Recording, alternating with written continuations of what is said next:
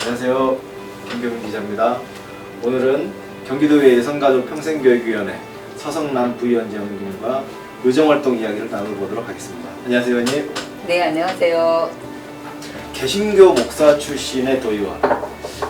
남다른 이력으로 정치 입문을 하셨는데요. 어떤 계기나 소신이 있으시다면 좀 듣고 싶습니다. 네, 저는 2019년도에 건강한 경기도민이라고 하는 단체에서 활동하면서 경기도에 성평등 조례가 있는 것을 알게 됐어요. 그리고 우리 헌법에는 양성평등의 사회로 되어 있는데 우리 경기도에는 성평등 조례가 되어 있는 것이 잘못됐다는 걸 알게 됐고, 그래서 이제 도민들과 함께 우리 17만 4천 명이 서명해서 도민 발의 조례를 올렸죠. 그런 계기가 됐는데 결국은 상임위 통과 안 되고 그리고 본회의에 들어가지 못하는 그런 과정을 겪으면서 제가 도의원이 돼야 되겠다는 생각을 하게 됐습니다. 의원님 말씀하셨던 양성평등과 성평등의 차이점이라고 하시면 어떤 게 있을까요? 양성평등이라고 하면 여자와 남자를 얘기하는 거고요. 이건 성별적으로 처음에 태어날 때부터 우리는 여자와 남자로 이렇게 태어났다 이렇게 인정하는 거고, 그리고 성평등은 그 외에 사회적인 살면서 나는 타고나기는 여자로 태어났지만 내가 남성성이 더 많은 것 같아 라고 시작하면서부터 시작해서 사회적인 젠더를 인정하는 그런 성을 얘기하는 거죠. 그러면 젠더성까지 포함하면 뭐 국내에서는 36개, 예. 해외에서는 그 배 정도로 분류한다는 통계를 본 것 같은데요.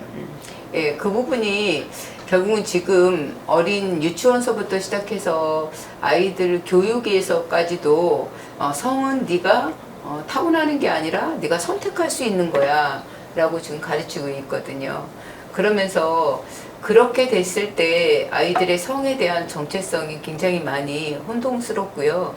그리고 그 성에 대한 부분들이 결국은 우리가 인간이 기본적으로 이렇게 갖춰야 될 그런 부분에 있어서 굉장히 많은 부분에 혼란을 가져오게 되죠. 타고난 성별을 보다는 어떻게 본인이 선택할 수 있다라는 걸 주장하는 게 성평등으로 봐야 되는 건가요?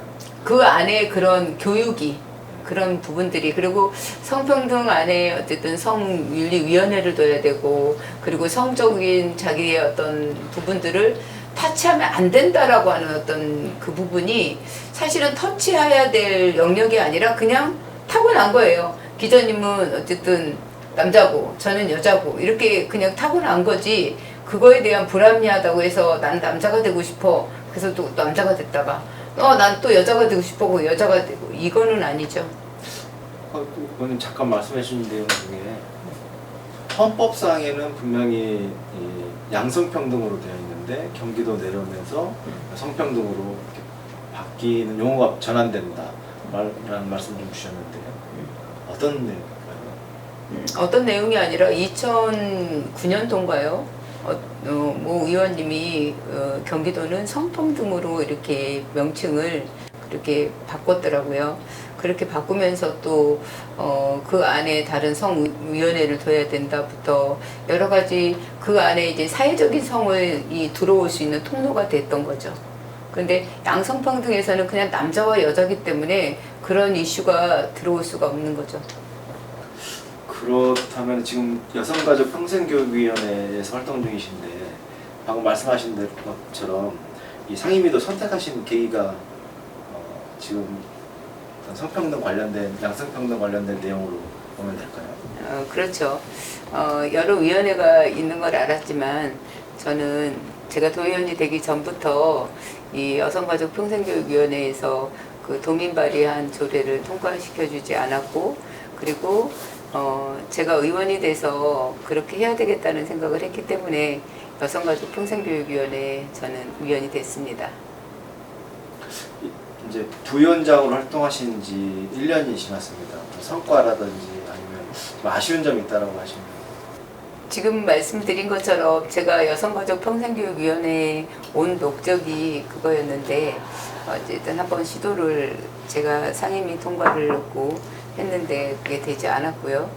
그리고 그런 아쉬움은 아직도 가지고 있고 앞으로 해야 될 일이고요. 근데 여성가족평생교육위원회는 결국은 여성이라고 하는 뭐 또 특수한 어쩌면 그 성에만 관련된 것이 아니라 온 가족에 대한 거라든가 아동, 여성, 뭐 가족, 그다음에 아이들 돌봄, 그리고 평생교육은 앞으로 우리가 계속해서 배워야 되고 앞으로 살아가야 될 세상에 정말 중요한 그런 일들을 하는 기관이더라고요. 우리 여성가족 평생교육위원회 평생교육에 대한 방점을 좀 주셨는데 우리 의원님께서 좀 관심 갖는 분야가 있으실까요? 평생교육은 우리가 지금 앞으로 살아가야 될 세상이 우리가 정말 경험해보지 않은 세대, 그 중에서 특별히 우리가 고령화, 그렇게 되면서 우리 저출산 문제, 그리고 우리가 다시 이제 건강한 나이에 나이가 정년을 말하지만 그 정년으로 끝나는 세대가 아니고요. 다시 교육을 통해서 우리는 남은 삶을 사회에 환원하고, 그리고 그렇게 하기 위해서는 저는 계속해서 우리가 공부해야 된다고 생각해요. 특별히 5060 세대들은 우리가 그때는 배우고 싶어도 마음껏 배우지 못한 그런 배움에 대한 아쉬움도 있을 수 있고요. 그리고 지금까지 우리가 경험했던 것들을 다시 맞이할 세상에서는 어떻게 적용할지에 대한 교육이라든가 이런 부분들이 뭐 이제 대학도 이제 정원이 다 차지 않는다고 하잖아요. 그러면 평생교육 부분으로 우리가 더 교육받고, 그리고 우리의 미래를, 그리고 사회에 그런 꼭 필요한 인재들로 계속해서 일원으로 남기 위해서는 교육이 필요하다고 생각합니다. 그렇다 보면 우리 이제 의원님께서 평소에 좀 계속 주장을 하셨고 얘기하시는 내용이 학생 인권도 중요하지만 교권, 교사 수업 지도권 이런 교권도 너무 무너져 있다. 이게 좀 신장될 필요가 있다라는 얘기를 계속 주셨는데요. 지금은 어떻게 좀 생각을 하고 계시는지. 지금 이제 이거는 평생교육하고 좀 다른 공교육에 대한 부분이요. 공교육에 대한 부분은 저희는 지금까지 저희가 배워왔던 그런 교육과 지금 또 원하는 그런 세상에서의 교육이 다른 것을 분명히 인식하고 있거든요. 그렇지만 이제 학생의 권리만을 강조하고 학생의 책임을 이렇게 없어진 이게 교실의 어떤 무법천지 같은 그런 현실에서 우리는 교권에 침해받는 이런 부분들 우리 신중하게 생각해야 된다고 생각하고요. 이번에 교사의 그런 죽음을 통해서도 우리는 이런 일이 진작부터 좀 예감했던 부분들이거든요.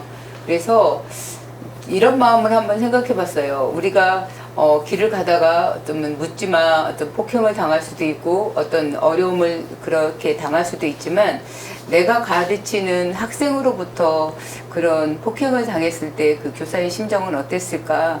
그거는 정말 이렇게 극단적인 생각을 할 수밖에 없도록 그런 처참한 그런 심정이었을 것 같아요. 그래서 저는 이렇게 학생의 인권을 주장하다 보니 교권은 허물어지고 결국은 선생님이 교실에서 아이들을 통제할 수 없으니 학습 분위기 또한 엉망이고요. 그러니까 학업 성취도 평가 부분에 있어서도 저하될 수밖에 없는 그런 문제들을 계속해서 초래해 온 결과라고 생각합니다. 공교육 이 교권 침해 무너진 상황은 좀 심각한 것 같아요. 지금 오늘도 학생이 뭐 교사를 폭행하고 뭐 이런 부분에 대해서 기사가 계속 나오고 있는데 이게 의원님이 도의원으로서 경기도의 어떤 차원에서 이렇게 대안이라든지 방법 좀 있으실 수 있을까요? 네, 저는 그런 생각을 해봤어요. 우리 때는 선생님한테 매도 맞고 아니면 혼도 나고 선생님이 참 무섭다 이렇게 생각도 하고 어렵다고도 이렇게 생각했거든요. 그리고 학교에서 있었던 일을 사실은 어떨 때는 내가 잘못하지 않았는데도 이렇게 혼나고 그런 억울한 일들을 당하고 그랬었지만 일단은 부모님이 선생님을 신뢰했고요. 그리고 그 선생님이 또한 저희들에게 좀 실수를 할 수는 있었지만 그 매를 들거나 훈계를 하는 게 결국 우리에 대해서 사랑이었기 때문에 우리는 그런 과정들을 다 지나서 이런 성인이 될 수 있었는데, 지금은 어떤 말이나 어떤 행동이나 이 모든 것들이 아이와 부모와 선생님과 이렇게 아주 밀접하게 연관되어 있고, 그리고 거기에 이제 부모님의 역할도 굉장히 중요하다고 생각합니다. 근데 부모님이 중간 역할에 어떻게 아이한테 선생님에 대해서, 그리고 또 학교 생활을 어떻게 해야 되는 거에 대해서 좀 바른 지침서를 좀 제시해 주셨으면 좋겠고요. 그리고 공교육에 대한 다른 방안이 있다면, 저는 이렇게 인간됨을 더 중요시 여기는 그런 교육을 우리 대안학교나 이런 데서, 왜 대안학교를 꼭 학교 밖 아이들만 가는 곳이 아니고요. 공교육에서 신뢰할 수 없기 때문에 우리는 이렇게 우리 아이들을 이렇게 교육하고 싶습니다 라고 해서 대안학교를 보내시는 부모님들도 많이 계시거든요. 그럼 그 대안학교의 아이들은 결국 공부를 안 하느냐? 그렇지 않거든요. 공부도 하지만 인간됨을 먼저 생각하고, 그리고 서로 존중하고, 그리고 이렇게 협동하고 그러는 모습들이 저희 지역에 있는 이제 대안학교를 봐도 제가 그런 걸 느낄 수 있었고, 그래서 오히려 공교육이 대안학교에서 좋은 그런 부분들을 좀 배웠으면 좋겠고, 그런 것들을 적용했으면 좋겠어요. 우리 지역에 있는 대안학교 중에 한 학교는 태국에서 이번에 9월 달에 한 150명 정도가 학생들이 와서 한 달 동안 그 학교에서 공부하고 그 좋은 시스템을 배워간다고 합니다. 그러면 외국에서조차도 그렇게 배우러 오는데, 우리 공교육에 이런 어떤 어려움이 있을 때 우리 너무 멀리 가서 배우려고는 하지 말고, 가까이 있는 대안학교에서는 아이들을 어떻게 수업하고 있는지 좀 지켜봐 주시고, 그리고 그 안에서 우리 좋은 점들은 서로 배울 수 있었으면 좋겠다고 생각합니다.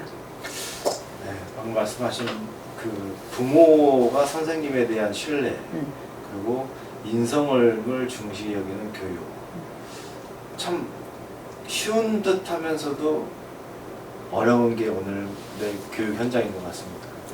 그러면 내가 그 부분에 대해서 한마디만 말씀드리면요. 왜 이렇게 부모님들이 학구열이 높을까? 왜 나는 못 배워서도 너는 꼭 배워야 돼, 너는 좋은 대학 들어가야 돼, 이 부분에 대해서 저도 좀 고민해 봤는데요. 그런데 이 부분입니다. 결국은 우리는 학벌을 굉장히 중요시하는 사회에 지금도 살고 있다는 거예요. 똑같은 조건에서 일을 하는데 학벌에 따라서 임금이 다르고, 그럴 때 다른 방안이 없어, 좋은 대학에 나오는 길밖에 없어, 이렇게 되어지는 거죠. 그래서 정말 하찮은 일이라도, 아니면 어떤 전문적인 일을 내가 배워서 그 분야에서 우리 공부를 많이 하신 분보다도 내가 삶에서 어떤 여유롭게 살아갈 수 있다라고 하면, 우리 꼭 그렇게 학벌이, 우리 나이 들어보면 학벌이 그렇게 중요하지 않잖아요, 살아가는데. 그런데 어떤 처음 시작점에서, 그리고 동등한 관계에서의 어떤 경쟁을 치러야 될 때는 그 학벌이 우리는 중요시되는 사회에 살다 보니 지금 이런 문제들이 우리는 계속되어지는 게 아닐까, 이런 생각을 합니다. 그럼 전반적으로 사회의 어떤 인식의 변화, 어떤 그 학벌 중시 사회라든지 인성이 중시되는 사회로 변환돼야 된다는 말씀입니다. 그렇죠.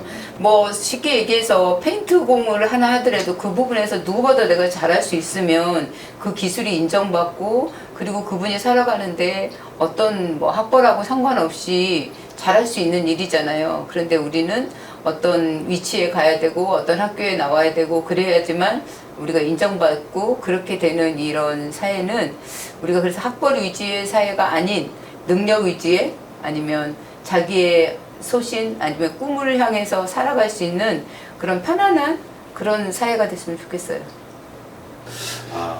우리 의원님의 공교육에 대한 정상화 생각이 참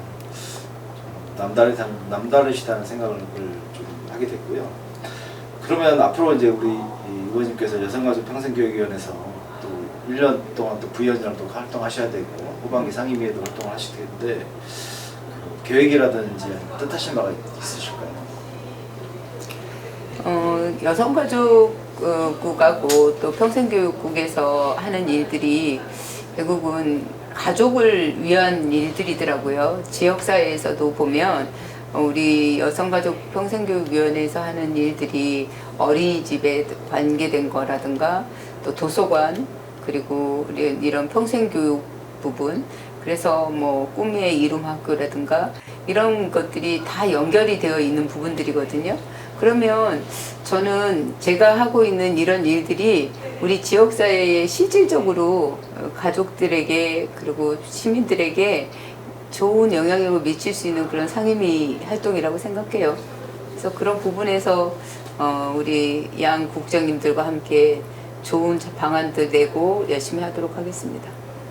네, 오늘 좋은 말씀 잘 들어보겠습니다. 마지막으로 우리 무광 시민과 도민 여러분께 한 말씀을 부탁드리겠습니다. 저는 다음 세대를 양성평등의 사회로 세우기 위해서 도연이 된 서성남 목사 도연입니다. 저는 옳고 그름에 대한 저의 소신과 생각이 시민들의 생각과 다르지 않다고 생각하고요. 그 옳은 일에 대해서 끝까지 추진하는 그런 추진력 있는 도의원 그리고 지역사회에 작은아마 힘을 보탤 수 있고 저의 소리를 시민의 목소리와 함께 낼 수 있는 그런 도의원이 되겠습니다. 네, 이상으로 서성란 여성가족평생교육위원회 부위원장님과 인터뷰를 마치도록 하겠습니다. 감사합니다, 의원님. 네, 감사합니다.